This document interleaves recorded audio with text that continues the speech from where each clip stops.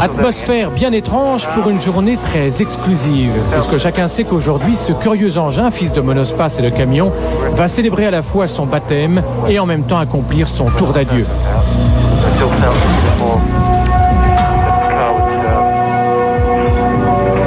D'abord, curiosité sur le stand Renault l'an dernier au Mondial, l'idée viendra ensuite de faire rouler ce prototype dont la durée de vie finalement sera aussi brève que celle d'un éphémère.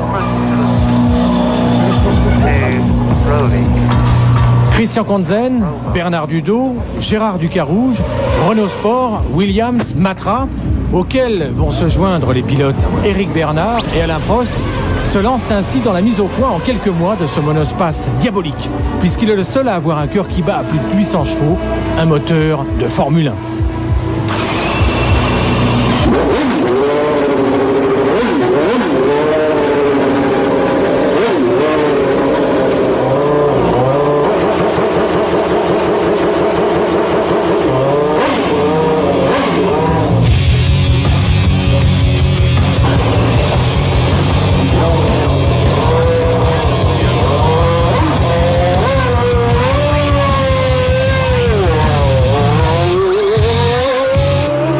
Le volant est camionnesque, la boîte de vitesse semi-automatique 6 vitesses serait digne, s'il y en avait une, d'un avion de chasse.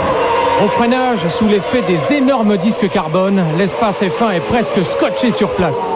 80 mètres seulement pour dégringoler de 300 à 70 km/h. Passé la chicane improvisée, la courbe de signe vous saute au pare-brise.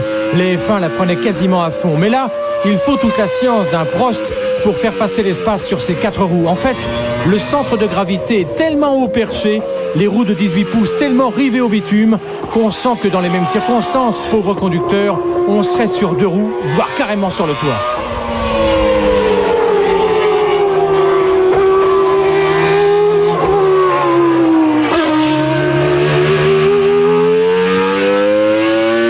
Tranquillement sollicitée par le pouce droit, la boîte séquentielle obéit docilement, monte alors violemment en régime jusqu'à plus de 14 000 tours et délivre toute la charge de ses 3,5 litres, plus de 800 chevaux, en engloutissant 60 litres au 100, ce qui à 27 francs le litre d'essence vous cogne un prix de revient kilométrique 300 fois plus élevé que celui d'un monospace de série. Mais ce jour est tellement exceptionnel qu'on va pas perdre son temps à étaler des trucs aussi mesquins et seul compte le chant du 10 cylindres dans la ligne droite du Mistral.